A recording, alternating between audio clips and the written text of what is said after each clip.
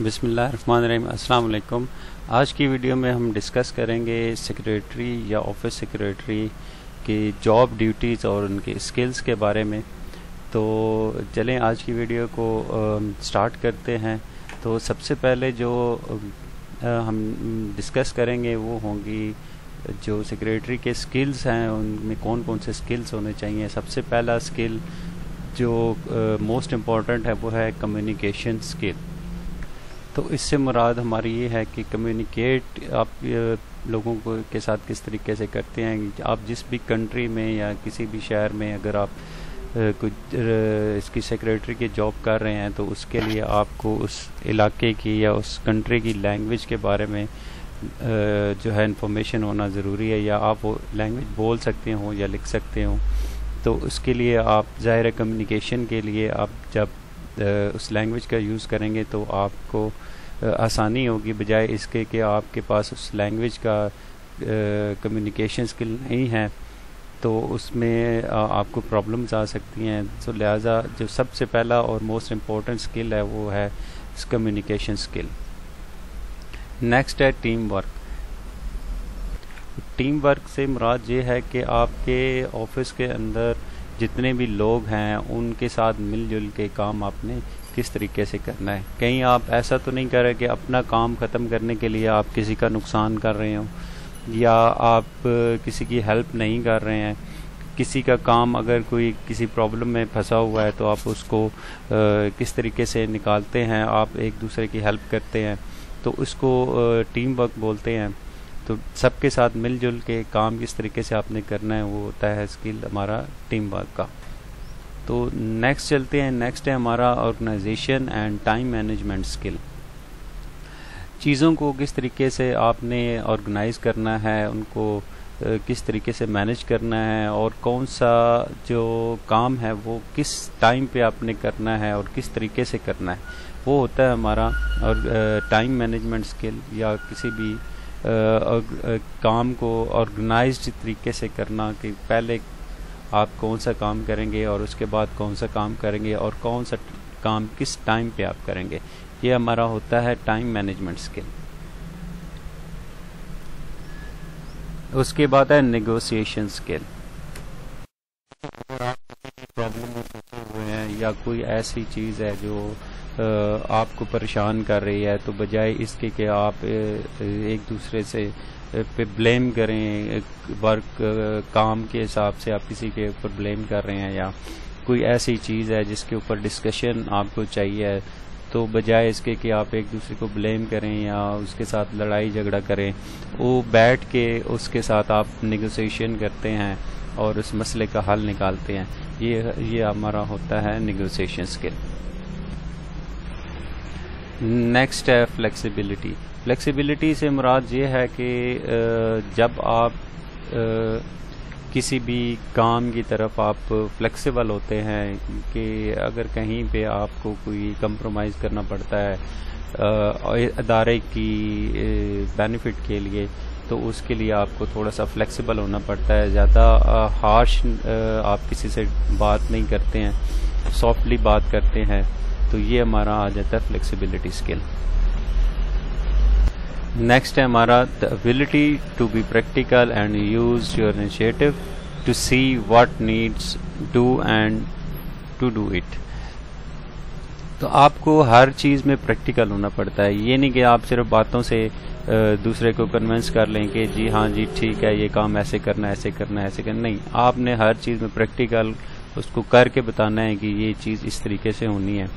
और दूसरी चीज़ ये है कि हर चीज़ को आप जो आपकी जो वर्क होता है, मसलन सेक्रेटरी जो है वो जिन चीज़ों का रिस्पॉन्सिबल होता है उसको प्रैक्टिकली उसको अंजाम देना होता है, और जो चीज़ें जिस चीज़ बंदे को चाहिए और उस टाइम पे उसको मुहैया करना। लाइक जो सेक्रेटरी है उसको स्टेशनरी का रिस्पॉन्सिबल होना पड़ता है, मीटिंग ऑर्गेनाइज करनी होती हैं, कोई मेंटेनेंस के काम है, अटेंडेंस शीट्स है, कोई रिमाइंडर्स हैं, या जिस तरह के कोई रूटीन वर्क्स आ रहे हैं उनको किस किस टाइम पे सर अंजाम देना है, वो हमारे इस स्किल में आ जाते हैं।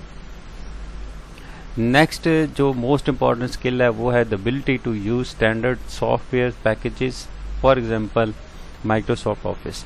अब जिस भी इदारे में आप जाते हैं तो सेक्रेटरी को माइक्रोसॉफ्ट ऑफिस, जिसमें आपकी Microsoft Word, Microsoft Excel, PowerPoint, Outlook वगैरह, इन चीज़ों का नॉलेज होना बहुत ज़रूरी है, क्योंकि आपने जितना भी काम करना होता है, जो लॉग शीट्स बनानी होती हैं या कोई भी रिपोर्टिंग बनानी होती है, तो वो माइक्रोसॉफ्ट ऑफिस के अंदर आप बहुत इजीली बना सकते हैं। कुछ इदारे ऐसे होते हैं उनके अपने सॉफ्टवेयर होते हैं, उनकी फिर इदारा खुद आपको ट्रेनिंग देता है कि इस सॉफ्टवेयर को आपने किस तरीके से चलाना है। लेकिन जो मोस्टली यूज़ होते हैं, ज़्यादातर अदारों में जो यूज़ होते हैं, वो माइक्रोसॉफ्ट ऑफिस ही यूज़ होता है। तो माइक्रोसॉफ्ट ऑफिस के ऊपर आपको अच्छी कमांड होनी चाहिए। उसके बाद है ड्राफ्टिंग एंड डाटा एंट्री। लेकिन ड्राफ्टिंग से मुराद ये है कि आप कोई भी लेटर को ड्राफ्ट करते हैं या कोई भी किसी भी चीज़ को ड्राफ्ट करते हैं, तो उसके लिए आपको ज़ाहिर कंप्यूटर का नॉलेज होना भी ज़रूरी है। और डाटा एंट्री भी इसी तरीके से आप कोई भी इन्वेंट्री है, कोई अटेंडेंस शीट, आप किसी का ओवर टाइम वगैरह अगर आप एंटर कर रहे हैं, और या फिर स्टोर का कोई स्टॉक वगैरह आप एंटर कर रहे हैं, तो वो हमारा डाटा एंट्री में आ जाता है। उसमें आप फिर जो स्टॉक आपका इन हो रहा है उसका रिकॉर्ड मेंटेन करना होता है, या आउट हो रहा है तो उसका मेंटेन करना होता है। इसी तरीके से ऑफिस की जो स्टेशनरीज वगैरह हैं उनका रिकॉर्ड इन और आउट का, सप्लाईज का, वो आपको मेंटेन करना होता है। उसके बाद हम चलते हैं जॉब ड्यूटीज़ पे। जो सेक्रेटरी की जॉब ड्यूटीज़ है उसमें सबसे पहला जो हम डिस्कस करेंगे वो है हमारा answer and manage phone calls. देखें, जब भी किसी इदारे में कोई सेक्रेटरी फ्रंट डेस्क पे बैठा होता है तो ज़ाहिर फ़ोन कॉल्स बहुत ज़्यादा तादाद में आती हैं, तो उन फ़ोन कॉल्स को मैनेज करना होता है। मैनेज किस तरीके से करना होता है कि अगर आपके पास एक फ़ोन कॉल आई है और वो आप से किसी मैनेजर का या किसी भी बंदे का पूछ रहे हैं, तो सबसे पहला आपने काम ये करना होता है कि उस कंसर्न बंदे को आपने फ़ोन कॉल ट्रांसफ़र करनी होती है। और बिलफर्ज अगर वो बंदा आपके पास अवेलेबल नहीं है, ऑफिस में अवेलेबल नहीं है, आउट ऑफ ऑफिस है, तो आप उसका रिकॉर्ड मेंटेन करते हैं। और जैसे ही वो बंदा ऑफिस में पहुंचता है तो आप उसको इन्फॉर्म करते हैं कि फ़लाँ बंदे की आपके लिए कॉल आई थी और ये उसका मैसेज है। ये होता है फ़ोन कॉल को मैनेज करना और फ़ोन कॉल्स को अटेंड करना और कंसर्न बंदे को ट्रांसफ़र करना। नेक्स्ट जो रिस्पॉन्सिबिलिटी है वो है हैंडलिंग कॉरेस्पॉन्डेंस। लेकिन ये कोई भी अदारा है तो उसके ज़ाहिर कॉरेस्पॉन्डेंसेस कुछ के कम होते हैं, कुछ के बहुत ज़्यादा होते हैं। तो सबसे पहले जो आपको डॉक्यूमेंट्स मिलते हैं या कॉरेस्पॉन्डेंस मिलते हैं वो सबसे पहले सेक्रेटरी के पास आते हैं। सेक्रेटरी उनको रिसीविंग स्टैम्प लगा के तो उसको आगे डिस्ट्रीब्यूशन के लिए करता है, और डिस्ट्रीब्यूशन भी कंसर्न डिपार्टमेंट या कंसर्न बंदे के होते हैं, या आपका जो प्रोजेक्ट मैनेजर होता है या प्रोजेक्ट डायरेक्टर, कोई भी ऑफिस का जो सीनियर हेड होता है उसके पास वो लेके जाता है। फिर वो उसको इंस्ट्रक्ट करता है कि ये फ़लाँ फ़लाँ बंदे को डिस्ट्रीब्यूट किया जाए, और उसके बाद इसका ये काम होता है कि उसको फाइलिंग में, उसको रिकॉर्ड में सेव करके रखें, ताकि बाद में किसी भी वक्त अगर ज़रूरत हो तो फाइल्स के अंदर आपका रिकॉर्ड मौजूद हो और उस डॉक्यूमेंट को आप यूज़ कर सकें। और तीसरी बात ये होती है कि जितने भी आपके पास कॉरेस्पॉन्डेंसेस आते हैं तो आप कंप्यूटर के अंदर एक लॉग शीट मेंटेन करते हैं, और उस लॉग शीट के अंदर आप उन फाइल्स का जो है वो रिकॉर्ड मेंटेन करते हैं। एक सॉफ्ट कॉपी के ज़रिए आप स्कैन करके उसको कंप्यूटर के अंदर भी सेव कर सकते हैं, ताकि आपका डाटा जो है वो ज़ाया होने का कोई चांस ना हो। फाइलिंग सिस्टम के हवाले से मैंने ऑलरेडी एक वीडियो बना रखी है, उसका लिंक मैं आपको डिस्क्रिप्शन में दे दूंगा। और फाइलिंग सिस्टम क्या होता है और किस तरीके से फाइलिंग की जाती है, आपको उस वीडियो में से भी हेल्प मिल जाएगी। वही फाइलिंग सिस्टम जिसके बारे में आपको बता रहा था, तो इस तरीके से फाइलिंग सिस्टम होता है। हर फाइल के ऊपर उसका एक अपना लेबल होता है, और उसके अंदर उसी लेबल से रेलेवेंट चीज़ें रखी जाती हैं, ताकि वक्त की भी बचत हो और उसको सर्च करने में आपको परेशानी ना हो। नेक्स्ट जो जॉब ड्यूटी है वो हमारी है maintaining diaries and arranging appointments.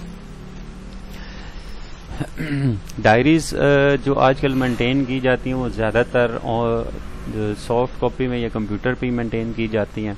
और अपॉइंटमेंट्स से मुराद ये है कि अगर आपके कोई सीनियर हेड हैं, उनके साथ जिन बंदों ने मुलाकात करनी है वो आपको कॉल करते हैं, वो आपसे अपॉइंटमेंट लेते हैं, टाइम लेते हैं, तो उसी टाइम और डेट के हिसाब से आपने आगे अपने हेड को इन्फॉर्म करना होता है कि फ़लाँ टाइम पे फ़लाँ बंदा आपको मिलने के लिए आएगा, तो ये आपकी अपॉइंटमेंट इस टाइम की है। कहीं ऐसा ना हो कि एक ही टाइम में आप ज़्यादा लोगों को अपॉइंटमेंट दे दें, तो उसके लिए फिर आपके हेड को भी परेशानी होगी और जो बंदा आपसे अपॉइंटमेंट ले रहा है उसके लिए भी परेशानी होती है।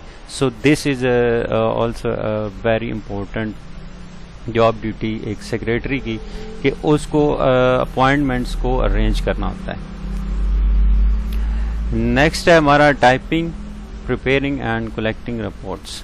देखिए जो ऑफिस की जो या तो कोई प्रोडक्शन है या आपकी कोई भी रिपोर्टिंग है, जो मंथली रिपोर्ट्स हैं, डेली रिपोर्ट्स हैं या आपकी वीकली रिपोर्ट्स हैं, उन सब रिपोर्ट्स को बनाने की जो रिस्पॉन्सिबिलिटी होती है वो ऑफिस सेक्रेटरी की होती है।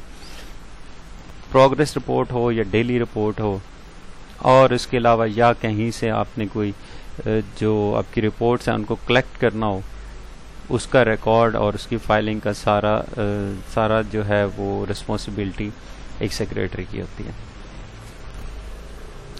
नेक्स्ट है organising and servicing meeting procedure agenda and taking minutes of meeting. Meetings को अरेंज करना, आपको अगर कोई डिपार्टमेंट हेड या आपका जो ऑफिस हेड है वो कहता है कि आपने मीटिंग को अरेंज करना है, तो उसका एजेंडा क्या होगा, मीटिंग का एजेंडा आप पहले टाइप करते हैं, फिर वो मीटिंग का एजेंडा आप कंसर्न लोगों को देते हैं और उन लोगों को इनवाइट करते हैं।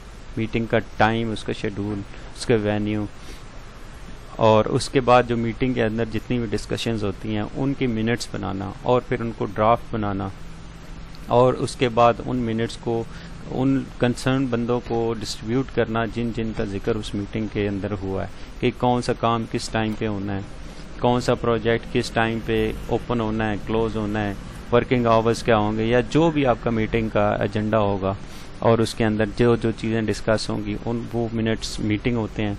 और उन चीज़ों को आप हर उस बंदे को जो मीटिंग के अंदर शामिल है या उस मीटिंग के अंदर किसी का जिक्र हुआ है, तो वो आप उसके मिनट्स ऑफ मीटिंग उस कंसर्न बंदे को ट्रांसफ़र करेंगे।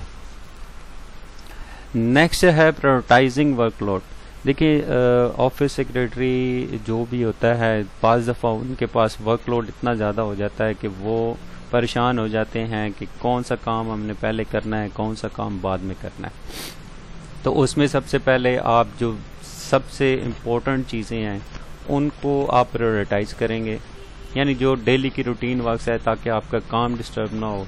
ऑफिस या किसी अगर कंस्ट्रक्शन प्रोजेक्ट है तो उसका काम डिस्टर्ब ना हो, तो उसके लिए आपको हर चीज़ को प्रायोरिटाइज करना होता है। ऐसा कहीं आप ऐसा ना कर दें कि जो गैर ज़रूरी काम है वो आप पहले कर दें, और जो इम्पोर्टेंट काम है जिनकी बेस पे आपका वर्क चलता है ऑन द साइड या कंस्ट्रक्शन साइड का जो काम चलता है, उनको आप छोड़ दें ज़रूरी चीज़ों को, और आप जो गैर ज़रूरी चीज़ें हैं उनको पहले कर दें। तो आप इस वर्कलोड को प्रायोरिटाइज करना, ये भी एक स्किल समझ लें या एक ड्यूटी समझ लें।